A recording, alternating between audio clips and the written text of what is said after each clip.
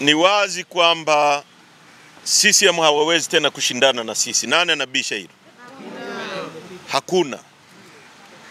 Walimkamata mwenyekiti wetu, wameunda vyama vibaraka vya kutumia, walitumia baadhi ya watu tuliokuwa nao kujaribu kupasua uongozi wetu, lakini bado wanataka watumie mahakama kuzuia shughuli halali za kisiasa za kwetu, kwa sababu wao hawawezi tena kushindana na sisi.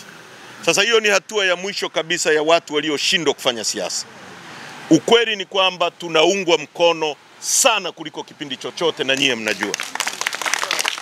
Kwa kama alivyosema katibu mkuu, shughuli nyingine zote za kisiasa za chama chetu ziendelee. Wenye viti wa mikoa mlioko hapa, wenye viti wa kanda, viongozi wengine wote, msitumie rasilimali za chama. Lakini kama tunavyojua chama chetu siku zote watu wanajichangisha.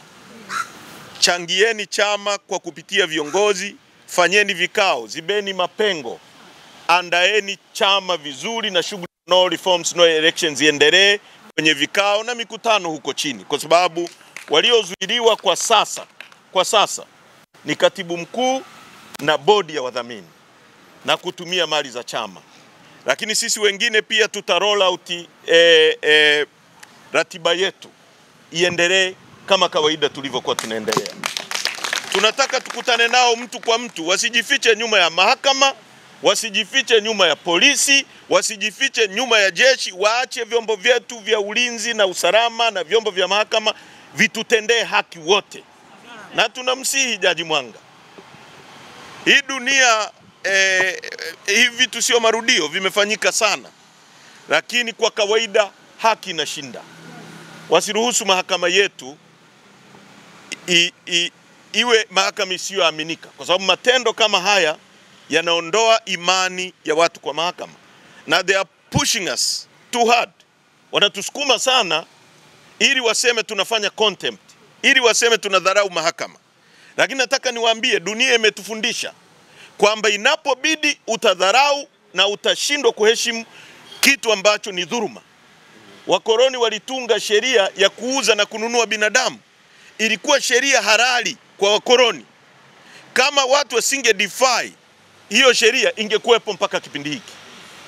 Ilikuwa ni sheria halali kwao. Wazungu wakati wa ubaguzi wa rangi makaburu wa Afrika Kusini walikuwa wanabagua watu kwa mujibu wa sheria, kwamba mtu mweusi sio binadamu.